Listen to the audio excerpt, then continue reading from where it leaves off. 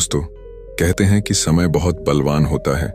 समय में वो ताकत होती है जो रातों रात राजा को रंग और रंग को राजा बना सकती है। विद्वानों ने भी कहा है कि होनी बहुत बलवान होती है। विधि के विधान को कोई नहीं मिटा पाया। क्या यह बात सच है? क्या एक झूठ? चलिए एक पौराणिक कहानी के माध्यम से इस बात को समझाने का प्रयास करते हैं। दोस्तों, यह कहानी बड़ी ही शिक्षाप्रद, महत्वपूर्ण और ज्ञानवर्धक है। मेरा आपसे निवेदन है कि कहानी के अंत तक हमारे साथ में बने रहना। नमस्कार दोस्तों, बहुत समय पहले की बात है। एक नगर से दूर एक महात्मा का आश्रम था। वह सभी शास्त्रों और वेदों का ज्ञान रखते थे। उसके चर्चे बहुत दूर दूर तक फैले हुए थे। उसके पास दूर दूर से लोग अपना भाग्य दिखाने के लिए आते थे। वह महात्मा बहुत ही ज्ञानी थे। जिन लोगों का भी भाग्य देखकर उन्हें बताते थे, वह बात सच साबित होती थी। दूर से ही उनका भाग्य पढ़कर यह बता देते थे कि उनके भाग्य में क्या लिखा हुआ है। भूतकाल, भविष्य और वर्तमान तीनों कालों का ज्ञान रखते थे। उसी नगर में एक पति और उसकी पत्नी रहते थे। उसकी पत्नी धर्म और आस्था में बहुत विश्वास रखती थी। उनके कोई संतान नहीं थी। गांव के लोगों से सुना था कि गांव में एक महात्मा है जो किसी का भी भाग्य बता देते हैं कि उसके भाग्य में क्या लिखा है। उन्होंने सोचा कि क्यों ना हम भी एक बार उस महात्मा के दर्शन कर, और अगली सुबह वह पंडित और उसकी पत्नी उस महात्मा से मिलने के लिए निकल जाते हैं। वे दोनों उस महात्मा के आश्रम आकर रोने लग जाते हैं। महात्मा दोनों को चुप कराते हुए पूछते हैं, बेटा रो मत, तुम्हें क्या दुख है मुझे बताओ, मैं कोई ना कोई समाधान जरूर निकाल लूंगा। तब पंडित कहता है, गुरुदेव, हमारे कोई संतान नहीं है। यह दुख हम दोनों को हर दिन अंदर सिखाता रहता है। हमने आपका बहुत नाम सुना है, तभी हम आपके पास आए हैं। आप हमारा भाग्य देखकर बताओ कि हमारे जीवन में पुत्र सुख है या नहीं। फिर महात्मा कहते हैं, तुम चिंता मत करो। तभी महात्मा पंडित की पत्नी को आश्रम के मंदिर से 2 सेब लाकर देता है और कहता है, इनको आप दोनों पति पत्नी खा लेना, तुम्हें अवश्य ही संतान प्राप्ति होगी। उसके बाद वह दोनों महात्मा को प्रणाम करके वहां से अपने घर चले आते हैं। कुछ महीनों के बाद वैसा ही होता है। 1 साल के बाद उनके घर पुत्र का जन्म होता है। पंडित और उसकी पत्नी बहुत खुश थे। पंडित अपनी पत्नी से कहता है कि क्यों ना हम महात्मा को अपने घर बुलाकर उनकी सेवा करें। फिर पंडित उस महात्मा को अपने घर बुलाते हैं और उनकी सेवा करता है। और पंडित अपने बेटे का नामकरण करवाता है और उसके बेटे का नाम अर्जुन रखते हैं। तभी पंडित कहता है, गुरुदेव, आप हमारे बच्चे का भविष्य देखकर बताओ कि हमारा पुत्र जीवन में क्या करेगा। तभी वह महात्मा कहता है, अभी इसको बड़ा होने दो। जब इसकी आयु 8 वर्ष की हो जाए तब इसको मेरे पास लेकर आना, मैं इसका भाग्य अवश्य बता दूंगा। यह बोलकर महात्मा वहां से चले आते हैं। धीरे धीरे समय गुजरता गया। पंडित का बेटा अब 8 वर्ष का हो गया था। एक दिन पंडित अपने बेटे को लेकर उस गुरु के आश्रम जाते हैं तो वह देखते हैं कि वहां लोगों की भीड़ लगी हुई थी। तब पंडित का लड़का पंडित से पूछता है, पिताजी, यह सब क्या हो रहा है? तब पंडित अपने बच्चे को बताता है कि यह महात्मा त्रिकालदर्शी है, इनको भविष्य का पता चल जाता है। यह सब लोग अपने अपने भविष्य का पता करने यहाँ आए हुए हैं। तब वह पंडित का लड़का उन गुरुदेव के पास जाता है और कहता है, गुरुदेव, आप मेरा भी भविष्य देखो ना। उस छोटे बालक की बात सुनकर गुरुदेव पहले तो मना कर देते हैं, लेकिन बाद में बच्चे की जिद पर मान जाते हैं और उससे कहते हैं, बेटा, मैं तुम्हारा भाग्य देखता हूं, तुम मेरे सामने आकर बैठ जाओ। फिर महात्मा उस पंडित पुत्र का भाग्य देखने लगता है। उस महात्मा ने अपने ग्रंथ को खोला और फिर पंडित पुत्र के ललाट को देखा। जब उसने गणना की तो महात्मा ने देखा कि पंडित के पुत्र का विवाह तो एक नीच कुल की कन्या के साथ होना लिखा है। जब उसने यह देखा तो वह सोचने लगा कि अब क्या होगा। यह जाति से उच्च कुल का ब्राह्मण है और इसके पुत्र का विवाह नीच कुल की लड़की से होगा। यदि ऐसा हो गया तो यह कहीं का नहीं रहेगा और किसी को अपना मुंह दिखाने लायक भी नहीं रहेगा। महात्मा यह सब बात उस पंडित को बता देता है। पंडित यह सुनकर कहता है, गुरुदेव, नहीं नहीं, मैं ऐसा नहीं होने दूंगा। जब मैंने भाग्य जान लिया तो मैं भाग्य को बदल दूंगा। जब उस महात्मा ने कुछ और गहराई से उस ग्रंथ को देखा और उसकी गणना की तो उसे पता चला कि उसी गंगा के किनारे कई कोसों दूर एक मछुआरे का परिवार रहता है और उसके परिवार में अब तक 5 पुत्रियों का जन्म हो चुका है।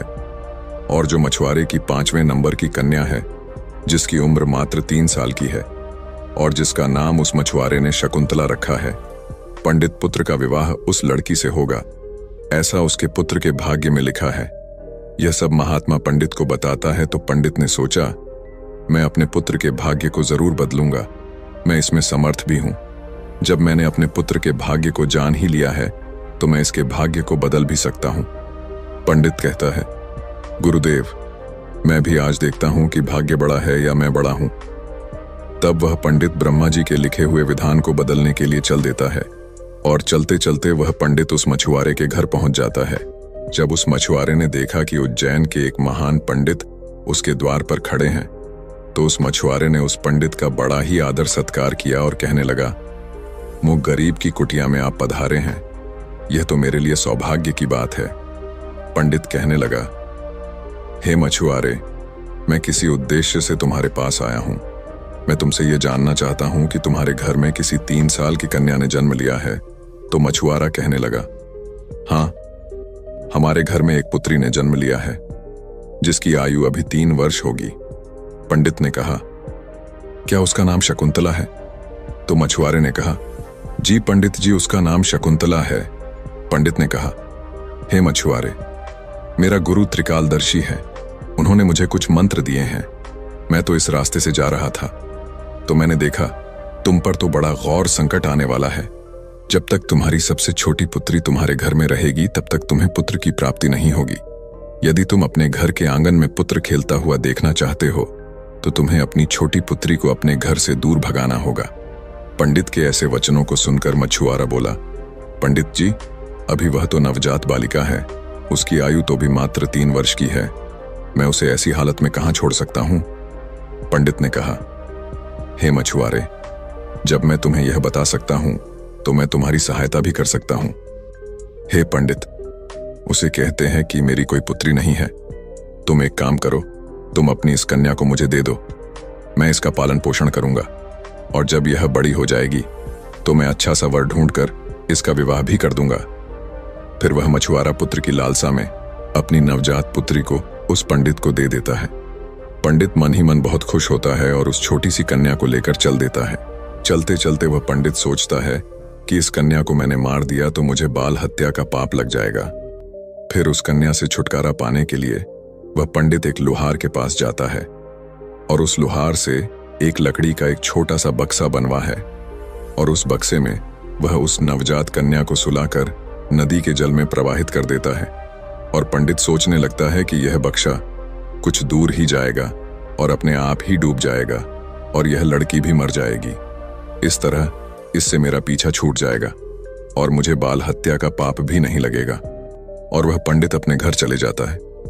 परंतु इस दुनिया का क्या कोई ऐसा व्यक्ति है जो किसी के भाग्य को बदल सके? क्योंकि उस लड़की के भाग्य में जीवन लिखा हुआ था, जिस कारण से वह बक्सा उस नदी के जल में नहीं डूबता है और नदी उसे बहाते हुए एक गांव के पास किनारे पर ले जाती है। उधर उस गांव का पंडित सुबह सुबह स्नान करने के लिए आता है तो उस पंडित की नजर उस बक्से पर पड़ती है। जब वह पंडित उस बक्से को खोलता है तो वह देखता है कि बक्से के अंदर बहुत ही सुंदर कन्या लेटी हुई अपने पैर के अंगूठे को चूस रही है। वह पंडित संतानहीन था और गंगा जी से रोज संतान प्राप्ति की प्रार्थना करता था। उस बच्ची को देखकर वह पंडित सोचने लगा कि गंगा जी ने मेरे लिए इस पुत्री को मेरी संतान बनने के लिए ही भेजा है और मेरी प्रार्थना गंगा जी ने स्वीकार कर ली है। और इस तरह वह पंडित उस कन्या को लेकर अपने घर के लिए चल देता है। जब पंडित अपने घर पहुंचा और उस पुत्री को अपनी पत्नी को दिखाया तो उसकी पत्नी कहने लगी, आप यह किसकी पुत्री ले आए? यह बड़ी ही सुंदर है। तो पंडित जी कहने लगे, गंगा जी ने हमारी प्रार्थना स्वीकार कर ली और इस कन्या को हमारी संतान के रूप में हमारी झोली में डाल दी है। आज से हमारी यह इकलौती पुत्री है। इसका हम बड़े अच्छे से पालन पोषण करेंगे और इसे अच्छे संस्कार देंगे। इसे किसी चीज की कोई कमी नहीं होने देंगे। इस प्रकार वह पंडित और उसकी पत्नी उस कन्या का पालन पोषण करने लगे। समय गुजरा और समय के साथ साथ वह कन्या भी बड़ी हुई। जैसे जैसे वह लड़की बड़ी होती गई वैसे वैसे उसकी सुंदरता में चार चांद लगते गए। वह इतनी सुंदर थी जैसे कोई इंद्र की अप्सरा हो। फिर जब लड़की थोड़ी और बड़ी हुई तो एक दिन पंडिताई ने अपने पति से कहा, सुनते हो, हमारी बिटिया अब बड़ी हो गई है और इसकी विवाह की भी उम्र हो गई है। आप कहीं जाकर वर ढूंढकर हमारी बिटिया की शादी कर दो। पत्नी की यह बात सुनकर वह पंडित अपनी इकलौती पुत्री के लिए वर देखने के लिए चल देता है। जब आसपास में उसके लायक कोई वर नहीं मिलता है तो पंडित जी अपनी पुत्री के लिए वर की तलाश करते करते उज्जैन नगरी में पहुंच जाते हैं। वहां जाकर लोगों से पूछते हैं कि यहाँ कोई ऐसा ब्राह्मण परिवार है जिसका कोई पुत्र विवाह के योग्य हो तो बताओ। उज्जैन के लोग उस पंडित के बारे में बताते हैं जिसने उस लड़की को नदी में बहा दिया था। उनका बहुत ही संस्कारी परिवार है और उन पंडित का एक इकलौता पुत्र है और उसकी उम्र भी विवाह के योग्य है।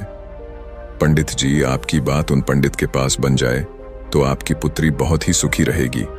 उन लोगों की बात सुनकर पंडित जी उस पंडित के घर अपनी बेटी की शादी करने के लिए चल देता है। जब वह पंडित के घर पहुंचे और उस पंडित से मिले और जब पंडित जी ने अपनी पुत्री की सुंदरता के बारे में बताया और पंडित को अपने आने का मकसद बताया कि मेरी एक पुत्री है और उसका विवाह हम आपके पुत्र के साथ करना चाहते हैं, तो वह पंडित भी बड़ा खुश हुआ कि चलो, मेरे पुत्र के जो भाग्य में लिखा था अब वह बदल गया है और एक ब्राह्मण अपनी पुत्री की शादी के लिए मेरे पास आया है। वह पंडित उस ब्राह्मण की उस बिटिया से अपने पुत्र की शादी करने के लिए तैयार हो जाता है और फिर विवाह का समय निश्चित भी हो जाता है और वह ब्राह्मण खुशी खुशी अपने घर चला जाता है और अपनी पत्नी से सारी चर्चा करता है। फिर कुछ दिन बाद वह दिन भी आ जाता है जिस दिन पंडित की पुत्री और उस पंडित के पुत्र की शादी होनी होती है। फिर वह पंडित अपने पुत्र की बारात लेकर उस पंडित के गांव की तरफ चल देता है और सोचता जा रहा है कि मैंने अपने पुत्र का भाग्य बदल दिया। जो उस महात्मा ने कहा था मैं उसको भी बदल दूंगा। आज मैं अपने पुत्र का भाग्य बदल दूंगा। लेकिन पंडित को पता नहीं था कि विधाता का लिखा कोई नहीं मिटा सकता। उसे विधाता भी नहीं मिटा सकते। जो लिख दिया वह तो अटल है। जैसा जिसके भाग्य में लिख दिया वैसा तो होकर ही रहता है, चाहे कोई कितने भी जतन कर ले, लेकिन भाग्य का लिखा कोई नहीं मिटा सकता। इस तरह सहयोग से आज वही मछुआरे की कन्या आज पंडित की पुत्री बनकर उस पंडित के बेटे के साथ विवाह करने के लिए तैयार हो रही है जिसे उस पंडित ने पानी में बहा दिया था। फिर उस लड़की का विवाह उस पंडित के बेटे के साथ हो जाता है और इस तरह वह कन्या पंडित के घर में आ जाती है। पंडित का पुत्र सुंदर सी पत्नी पाकर खुश था। पंडित की पुत्री सुंदर सा पति पाकर खुश थी और पंडित इस बात से खुश था कि मैंने अपने पुत्र का भाग्य बदल दिया है। फिर एक दिन किसी कार्य से उस पंडित के पुत्र को उज्जैन से कुछ दिनों के लिए बाहर जाना पड़ता है। एक दिन वह पंडित अपने बेटे की बहू को लेके उस महात्मा के आश्रम जाते हैं। उधर पहुंचकर गुरुदेव को प्रणाम करते हैं और बताते हैं कि गुरुदेव, मैंने विधि के विधान को भी बदल दिया। यह सुनकर गुरुदेव हंसने लगते हैं। पंडित गुरुदेव को हंसता देख पूछते हैं, गुरुदेव आप हंस क्यों रहे हो? तब गुरुदेव पंडित को बताते हैं, ये वही लड़की है जिसको तुमने नदी में बहा दिया था। यह सुनकर पंडित का पसीना छूटने लगा। उसने सोचा, यह तो वही मछुआरे की लड़की है जिसे मैंने मरने के लिए नदी में प्रवाहित कर दिया था। फिर यह मेरे घर में मेरी पुत्र वधू बनकर कैसे आ गई? उसने शकुंतला से कहा, पुत्री, तुम अपने पिताजी की इकलौती पुत्री हो ना? तो वह कन्या बोली, जी पिताजी, मेरे असली माता पिता तो बड़े दुष्ट थे। उन्होंने मुझे 3 वर्ष की अवस्था में ही गंगा में प्रवाहित कर दिया था और जो मेरे नए माता पिता हैं, इन्होंने मुझे नया जीवन दान दिया। जिस दिन से मुझे नया जीवन दान मिला है तब से यही मेरे माता पिता हैं। जब पंडित ने यह साबित कर लिया कि यह वही मछुआरे की लड़की है तो पंडित ने इस शकुंतला से निजात पाने के लिए एक युक्ति निकाली और अपने बेटे की बहू से बोला, बेटी, तुम पहली संतान पुत्र पाना चाहती हो तो मेरे साथ तुम्हें समुद्र पर चलना होगा। जब दोनों ससुर और पुत्र वधू समुद्र पर पहुंचे तो पंडित ने अपने हाथ से एक अंगूठी निकाली और उस अंगूठी को दिखाते हुए समुद्र में फेंक दिया और उससे कहा, बेटी, जिस दिन तुम्हें यह अंगूठी मिल जाए उसी दिन तुम अपने घर आ सकती हो। यह अंगूठी नहीं मिली और तुम अपने पिता के घर पहुंच गई या मेरे घर आ गई तो तुम अपने पति को खो दोगी। इसलिए तब तक तुम्हें कहीं नहीं जाना है जब तक यह अंगूठी तुम्हें ना मिल जाए। यदि तुम मेरे वचनों को मानोगी तो तुम्हें अवश्य ही पुत्र की प्राप्ति होगी और तुम्हारा भाग्य भी जाग उठेगा। ऐसा कहकर वह पंडित उसको समुद्र के किनारे पर छोड़कर वापस अपने घर को लौट गया। शकुंतला ने काफी प्रयास किया लेकिन अंगूठी नहीं मिली। जब अंगूठी नहीं मिली तो वह बेचारी एक रास्ते की तरफ चल दी, क्योंकि ना तो वह अपने पिता के घर जा सकती थी और ना ही अपने पति के घर जा सकती थी। फिर चलते चलते जब वह आगे बढ़ी तो सामने से एक राजपूताना परिवार आता हुआ दिखाई दिया जो अपने गांव की तरफ जा रहा था। जब उस राजपूत परिवार ने उस लड़की को देखा तो कहने लगे, बेटी, इस जंगल में तुम अकेली कैसे घूम रही हो? यहाँ तो बहुत ही जानवर रहते हैं। तो वह कन्या बोली, क्या बताऊं, मैं विपत्ति की मारी हूँ और मेरा इस दुनिया में कोई नहीं है। तो वह राजपूत परिवार बोला, बेटी, अगर तुम चाहो तो हमारे साथ चल सकती हो। जब शकुंतला ने यह सुना तो वह सहज गई, उनके साथ चलने के लिए तैयार हो गई। इस तरह शकुंतला को उस राजपूत परिवार ने अपने घर खाना बनाने के लिए रख लिया।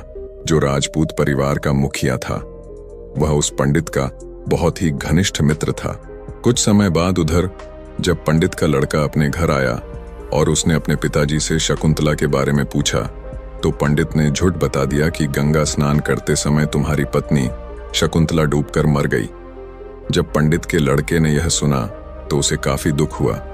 उधर राजपूत परिवार जिस गांव में निवास करता था उस गांव का एक पंडित अपने लड़की का रिश्ता लेकर उसी पंडित के घर पहुंच गया।